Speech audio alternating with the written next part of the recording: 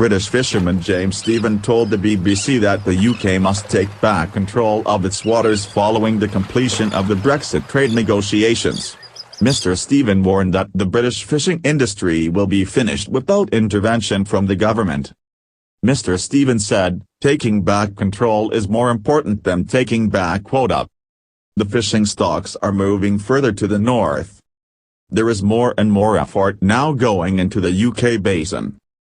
I would say at least a 50% increase in the last 5 years. We have to manage and control that effort, or I think we will see the finish of our industry."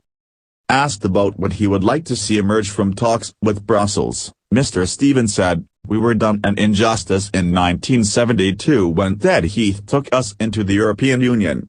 We were sold down the river. All I'm asking is that injustice is reversed.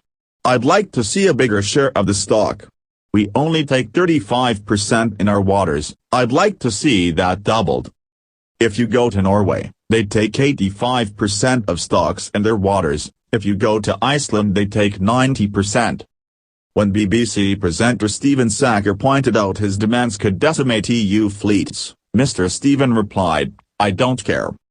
Nicola Sturgeon announces £3.5 million grant for fishing vessels. Take a look around this coast, there is a fraction of the industry. There used to be 450 boats at least from the northeast corner, now there are only over 100. We have seen our coastal communities decimated, disappear. All we're asking is we get some of it back." Earlier this month Nicola Sturgeon revealed she has pumped a further £3.5 million into the Scottish seafood, fishing and aquaculture sectors in a bid to halt the devastating economic consequences of the coronavirus pandemic. Scotland's First Minister stated that the market for fish and shellfish has effectively collapsed as a result of the COVID-19 outbreak. Nicola Sturgeon also outlined her government's plan to provide millions of pounds in support for fishing vessels over 12 metres.